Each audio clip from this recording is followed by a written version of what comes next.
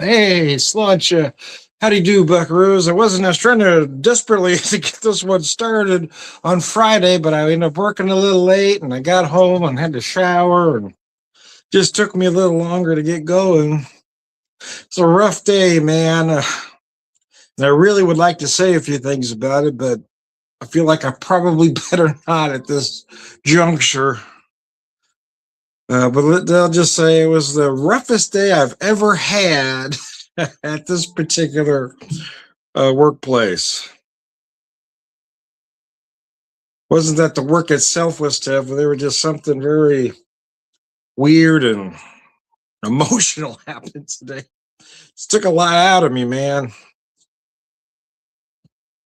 And you don't know how bad I want to talk about it, but I haven't been told not to, but I feel like I shouldn't right now. So I'm going to try to use some restraint, which I'm not known for, and just let you know, understand that I had a rough day, so this video may not go as planned, but we're going to try anyway. I just grabbed a couple things real quick. I didn't necessarily have a plan, but I am going to start with some whiskey here.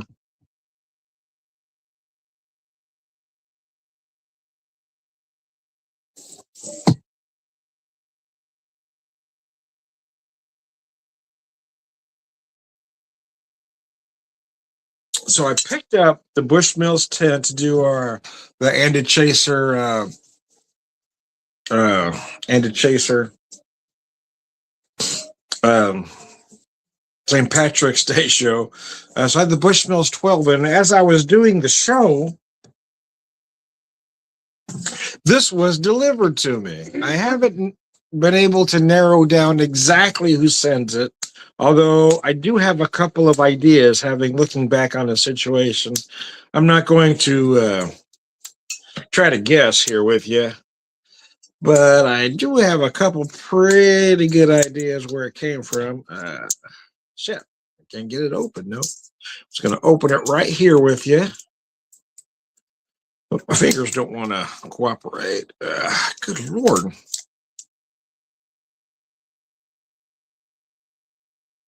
Like a duck. There we go. And I'm going to do something that some may consider sacrilegious, but some may not. I'm going to have this on the rock. So I've got one small globe cube. Just want to get some cold. I am going to have some of the 12 neat, but I want to try this one on the rocks. So I'm going to pour it here.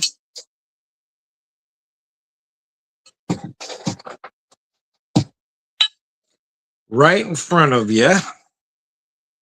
Using my Bushmills rocks glass. I usually use it to drink neat, but it is technically a rocks glass, so I decided to use it for the rocks here. So let's put a nice 2-ounce pour in there. So Bushmills 12, Bushmills 10 rather. This Bushmills 10-year-old single malt is the very first single malt I ever had. Very first Irish single malt I ever had back in about 1997, I do believe, maybe a little bit before then. And then a few months later, I had the 16 for the first time. But this is the single malt I cut my teeth on. This is a very nicely done, and as far as prices go, it is priced better than a lot of 10-year-olds. So I've got some here on the rocks, as you can see, using my Bushmills glass. So I'm going to take a second and let that get cold as I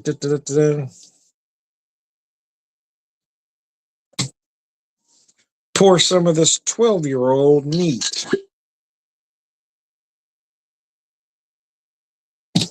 So with my glass, here it is.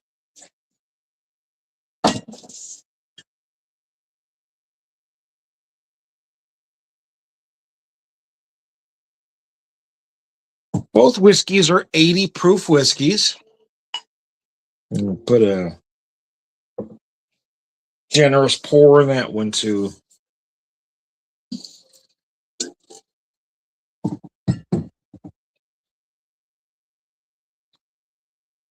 Because the fact that after the day I've had today that I haven't had any alcohol yet shows a little bit of growth on my part. Because younger me would have started much earlier. Because there was a time earlier that I need a shot. I said, no, no.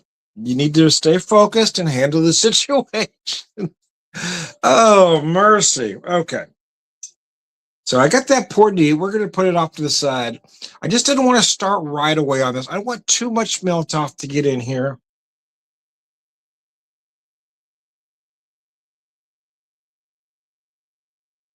But you get that right amount of cold, that right amount of meltage, if you will, and then you get to what I call the sweet spot. And I'm almost there. It's just about there. So I've got a little bit of this beer left. I had the other day for the video. And I thought I brought my glass. No, I'm not seeing it. There it is.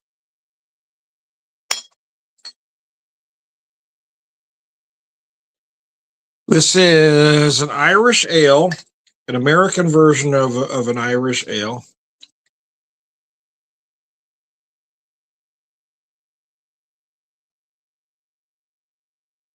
From Banter Brewing.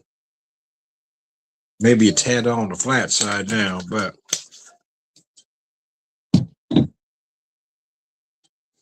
oh, Sláinte. I'm going to put that off to the side for the moment. And I'm going to focus all of my attention on this.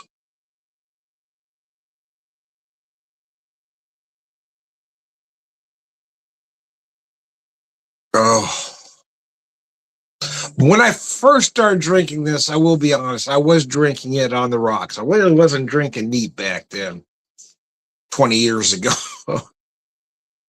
And this kind of reminds me of that flavor. You got a lot of honey, heather.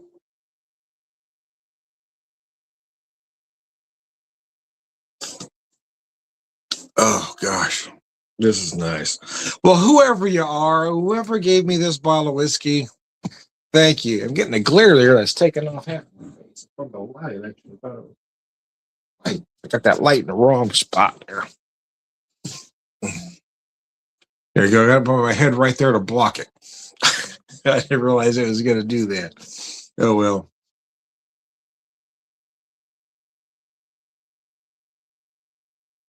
But the dangers of rocks is, yeah, if you get too much, you lose the flavor. It kills it. But you get that right amount of cold, that right amount of that little bit of water melted in there. You get to what I like to call the sweet spot, where all those sugars come to the surface.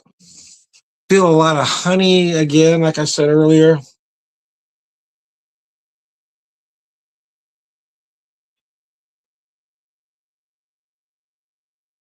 Remember at the time when I first started drinking it, I read a review on it. It was positive. I think they gave it a B plus. It was like an 85 or an 87, but they said it was a good starter single malt. At the time, I said, "Oh, wait a minute," but that was I was just starting to get to learn single malts, and now I kind of see where they were coming from.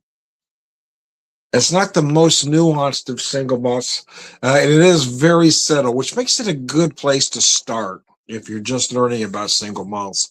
Everything is done right in this whiskey. Oh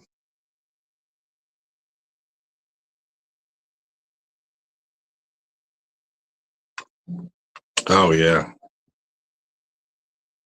there's nothing wrong, but it's not as bold or as nuanced as you get up the food chain are. But again, for the price, it's a beautiful 10-year-old single malt. As far as 10-year-olds on the market, other than some specialty barrels, it's as good as any and better than most.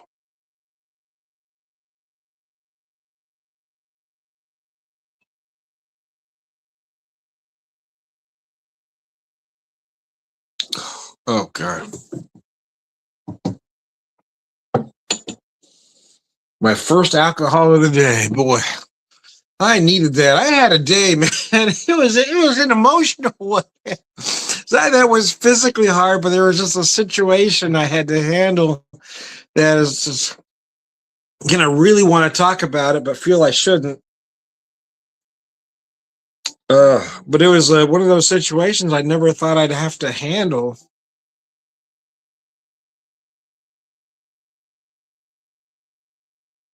Oh,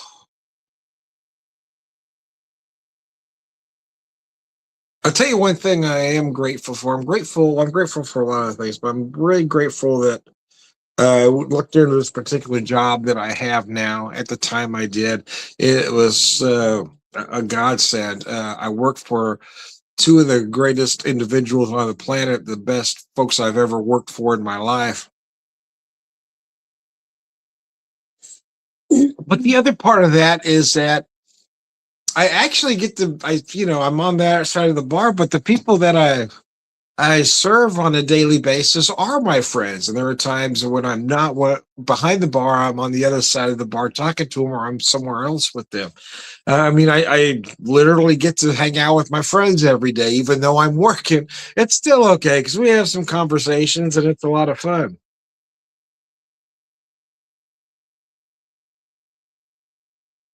But today was just one of those days where things got a little dark. It just got a little dark, man.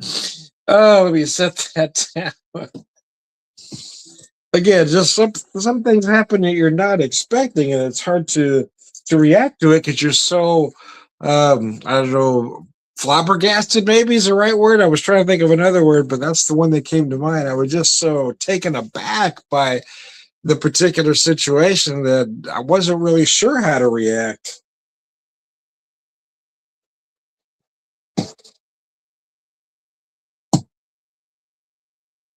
Okay, so now I'm going to pick up that 12-year-old and I poured neat.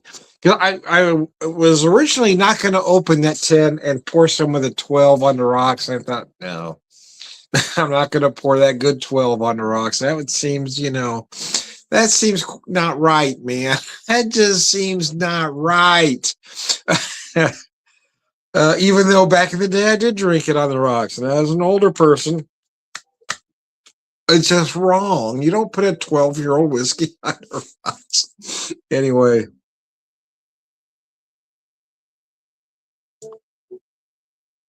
as we grind closer to St. Patrick's Day here in town uh, tomorrow, or later, 15 minutes, I'll say later on today. Tomorrow is our St. Patrick's parade here in Springfield. I realized my head was right behind that lamp there. It's kind of messing my stuff up here. Oh, goodness.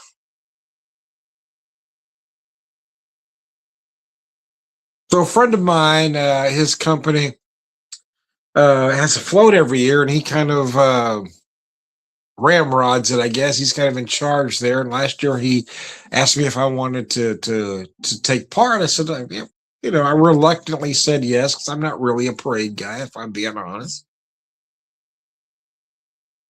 But it was a lot of fun, and ever since then, he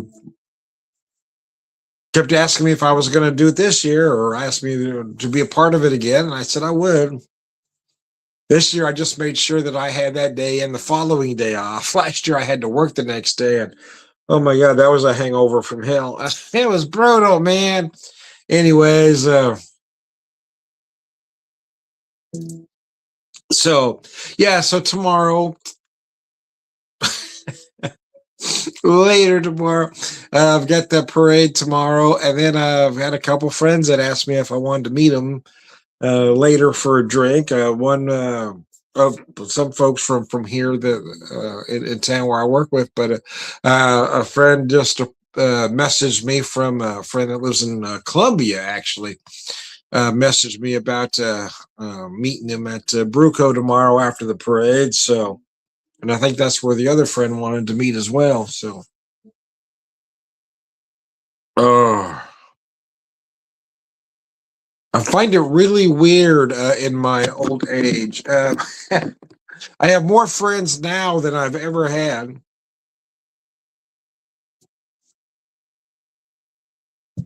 But I've always kind of intentionally kept my circle small. I've never been one of those folks that consider everybody I know a friend, although I know people like that.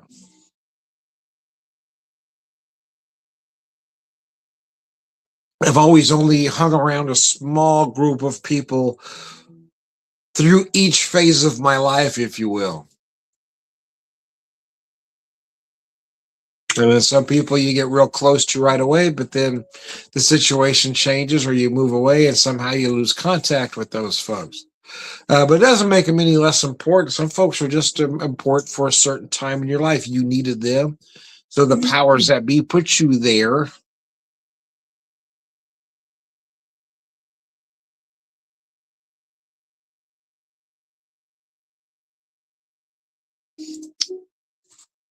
Uh, my wife and I, so I was transferred to, I'm not going to mention the company now, but I was transferred to, not going to say it. I'm not going to, I was transferred to the Las Cruces, 97, I do believe. Las Cruces, New Mexico. And I, as much as I liked it out there, my wife liked it a lot less than I did. But in fairness, I mean, I took my wife and daughter, who had never been out of Missouri, and took them to the desert and expected them to like it. I grew up in California, so to me, it wasn't a big stretch. It's because there's a lot of things that are familiar to me, but not to them. I love the food, though. And my wife at the time, even though she wasn't crazy about the food at that moment in time, now she likes that style, or she got kind of used to things being a little more or a little warmer, let's just say, a little more flavorful, without realizing it until we got away from that area. Oh, okay.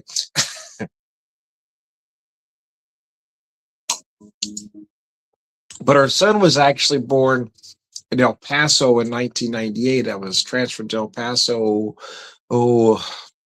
just shy of a year after I was transferred to Las Cruces. I was promoted to another store to open it up.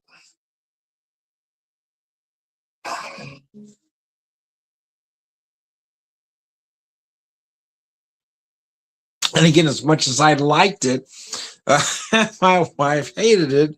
My daughter hated it because, again, I took them from the only thing they ever knew to some place where they had no family and no support system. And I wondered why they didn't like it. Now, looking back, I wish I would have handled things a little bit differently.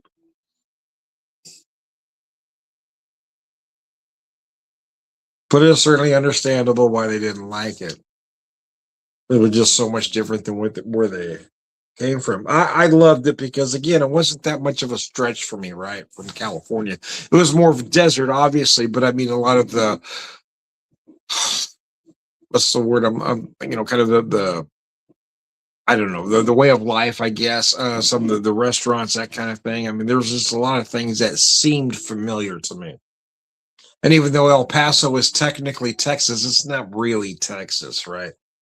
It's not like Dallas where you've got all them idiots, I mean, it's El Paso. It's like, northern Mexico. And regardless of what some people want to tell you about Hispanic folks, that crew I had in El Paso, even Las Cruces, those two crews were the hardest working folks on the planet. So you're never going to convince me that Hispanics are lazy, because it's just not true.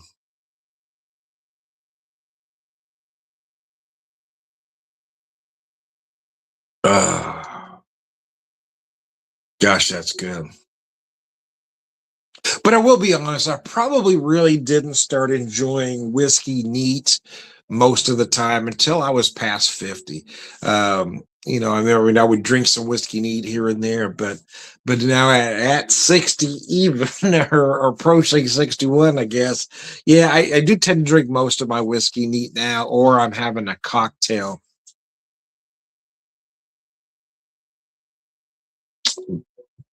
Because now that I'm making my living as a bartender, I'm really getting into cocktails. And I will admit that I do prefer the classics or variations of, right. A lot of what I like to do is I using the Manhattan slash old fashioned as a template. I'm not a fan of a lot of sweet drinks, let's just say, or some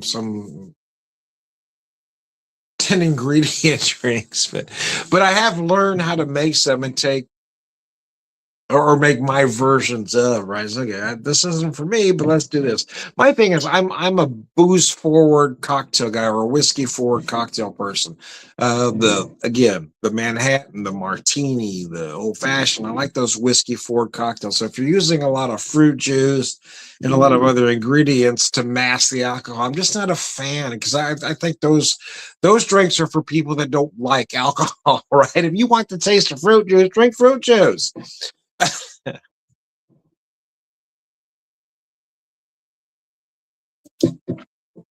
But I love doing my variations of the classics and taking it from there. But I have learned that I've kind of gradually slipped out of my cocktail or my comfort zone, where I am making some of these drinks that I'm not necessarily crazy about myself, but looking at it from others' point of view. So okay, now I can let's take this, but let's do it this way. Oh, I just think a lot of bartenders, especially nouveau bartenders, make drinks more complicated for the sake of being complicated. And for me, it should always be about the destination, right? It should be about the flavors, getting those flavors right. And you don't always need 10 ingredients to get to that. And a lot of, again, the younger bartenders think, well, I need this, but I need that, I need this, I need that, do this, I got to do this. And I'm looking at that same drink thinking, I could do that. I could get to that exact same flavor in four less. It's like name that tune. I could do it with four less ingredients than you did, and I'm going to have that same flavor, just going about it a different way. That's why I just feel like a lot of or are being intentionally complicated to make them so, look how good I am. I can do this, this. Yeah, but it's unnecessary. It's movement for the sake of movement, right? It does nothing really. Now I'm approaching Saturday now, and I'm not going to finish this video before it becomes Saturday.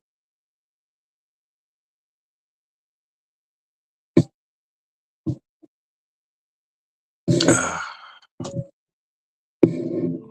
yeah, I've got some friends that really love tiki drinks per se, and I'm not a fan.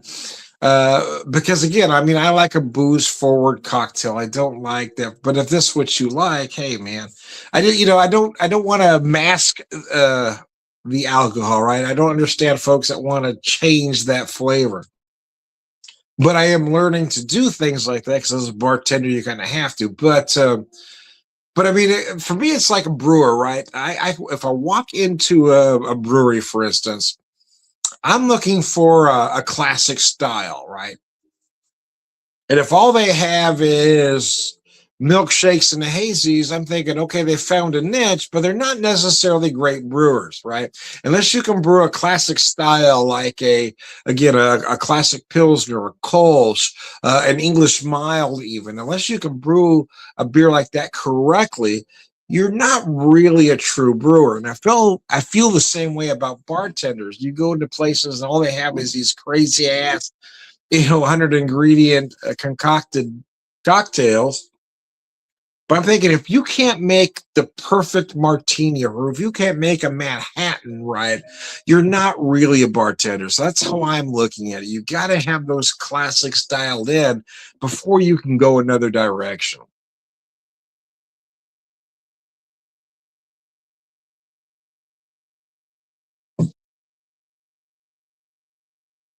But I know me, I get really obsessive when I'm trying to nail something down. So I figure at some point I'm going to have to invest in, a lot of little paper umbrellas. Because if I'm going to make a tiki drink, I'm going to make it right.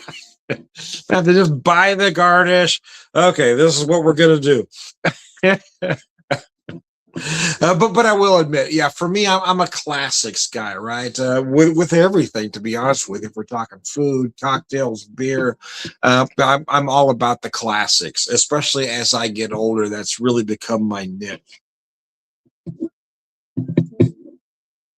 So although I may never be that all around bartender, there are folks that specifically come see me for my Manhattan and my old fashions because I make the simples in house and they're very specific. I got folks that will go here, but if they want that, they'll come here. And I had somebody, in fact, it's not the first time I heard this, but I had somebody specifically tell me today that I do make the best old fashioned in town. And he's a guy that goes to all these other places. He said the only one that's even close is you with this other place are right there neck and neck. But a lot of what it is, in my opinion, is that it's not just the ingredients. It's like cooking, for instance. You got the ingredients. It's not necessarily having all those right ingredients and throwing them in a pot. It's putting them in the pot the right way in the right order. And I feel like making a cocktail is that way. Even though I feel that kind of gets overlooked, you got to kind of layer that drink, right? Get everything in that shaker in the right way, and I never shake a martini unless I'm asked to, and I never shake a Manhattan unless I'm asked to. If somebody says I want it shaken, I don't shake it.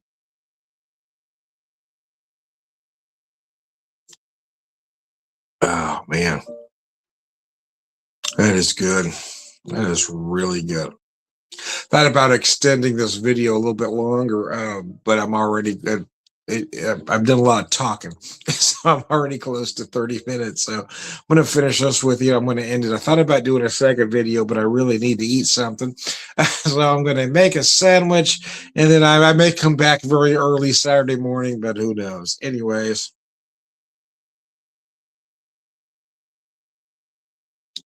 There are a lot of folks out there that don't like St. Patrick's Day. They say it's too commercial. They say it's about getting drunk. And I can't necessarily disagree with that. But my answer is always, well, that's how commercial a holiday is up to you. Because I hear the same thing about Christmas as well. It's only commercial if you make it that way. You can make it about something else if you choose to. And that's how I feel about St. Patrick's Day. Yes, I'm going to have some things to drink. Yeah. But my wife and I both chose to make it a family holiday for our kids. And then going forward, even though it's just her and I now, I mean, a lot of it is about the food. Um, it's about the idea of family, maybe you the family isn't blood related, they're just people that have become family, and that's what St. Patrick's Day is to us. It's making food and spending time with family, whether the family you're born with or the family you've chosen. It's not about getting hammered and knocking back green beer, and I will never make a green beer. Don't ask me. But but yeah, I mean, it's about more than just. And I realize a lot of folks who do the pub crawl. I'm not holding it against anybody. Everybody has the right to celebrate the holiday the way they want to, but you can't blanketly say the holiday is this because it's not. It can be any way you choose to make it, and this is what we choose to do. We choose to make it about family and friends. And growing up Irish Catholic myself, that's always been about food and alcohol, right? That's how you bring people together. anyways, anyways, I digress. I am Tom the Whiskey Whisperer.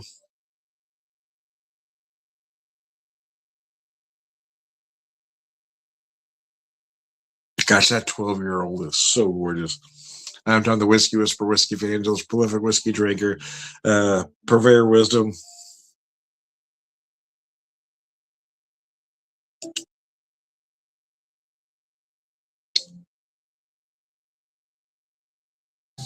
I am also Tom the Beer Whisperer, beer evangelist, prolific beer drinker, purveyor wisdom, and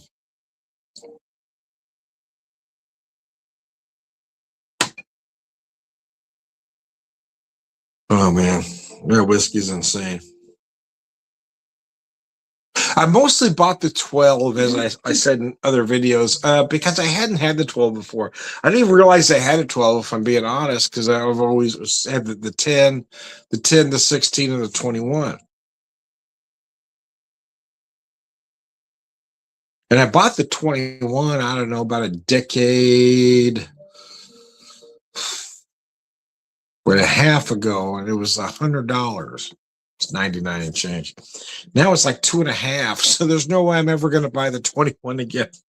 Or we're going to buy the 16 again. That one's about 100 and a half now. So it's kind of priced out of my budget. But this 12-year-old was 61 even, I guess. It was $60.99. So let's just say 61, which was a tad more than I like to spend.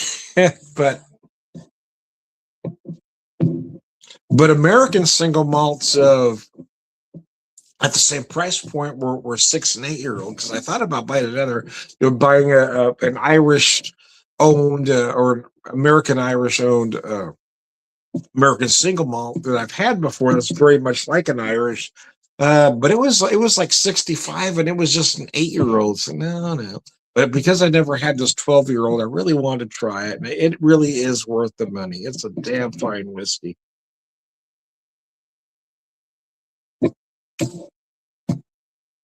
An 80 proof, but man, that viscosity, that mouth feels gorgeous. It doesn't feel thin, it doesn't feel watery, and the flavors are just exquisite. So anyway, one more time with feeling time, the Whiskey Whisperer, Whiskey Evangelist, prolific whiskey drinker, purveyor of wisdom, man.